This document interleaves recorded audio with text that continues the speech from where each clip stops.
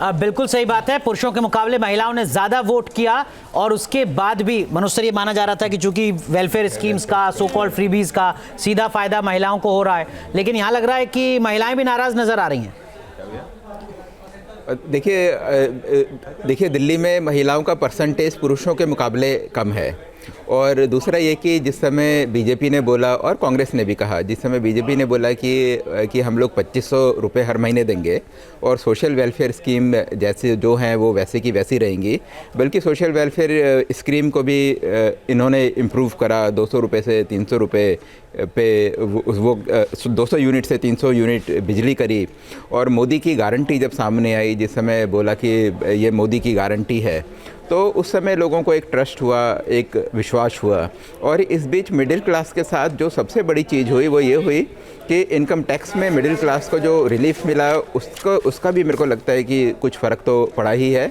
और ये सब बातें हम इसलिए कर रहे हैं क्योंकि अभी भी ऐसे लग रहा है कि बीजेपी आगे है।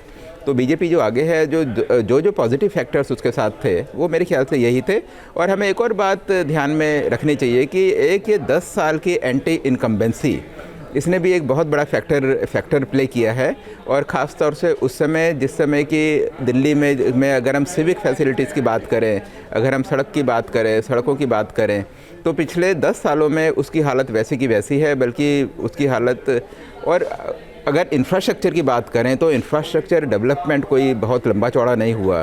और अगर हम स्कूल और हेल्थ फैसिलिटीज़ की बात करें तो फर्स्ट टेन्योर में तो जो अरविंद केजरीवाल को वो क्रेडिट जाता था, लेकिन पिछले 5 साल में मेरे को लगता नहीं कि वो सारी चीज़ें हैं। तो अगर हम करप्शन वगैरह के जो इश्यूज़ थे वो तो कहते ही, अगर हम एक आम आदमी की ज़िंदगी किस तरीके से जो प्रभावित होती थी, अगर हम उसको देखें तो मेरे को लगता है कि वो देखते हुए भी काफ़ी जो वोटर्स हैं वो आम आदमी पार्टी से वो बीजेपी की तरफ शिफ्ट कर रहे हैं। सर, जैसे अभी मैंने कुछ आंकड़े निकाले कम मार्जिन वाले, भारतीय जनता पार्टी की टैली में अब तक जो 42 सीटें दिख रही थी अब 43 हो गई हैं। उसमें से 25 विधानसभा सीट ऐसी हैं जहां पर 5000 वोटों से आगे चल रही। जी इस वक्त एक बड़ी खबर ये आ रही है कि शाम 7 बजे बीजेपी ऑफिस जाएंगे प्रधानमंत्री नरेंद्र मोदी। और अब से थोड़ी देर पहले मैं मधुरेंद्र जी से यही पूछ रही थी कि अब तो कार्यक्रम भी सामने आ गया होगा कि कब प्रधानमंत्री नरेंद्र मोदी वहां पर पहुंचेंगे।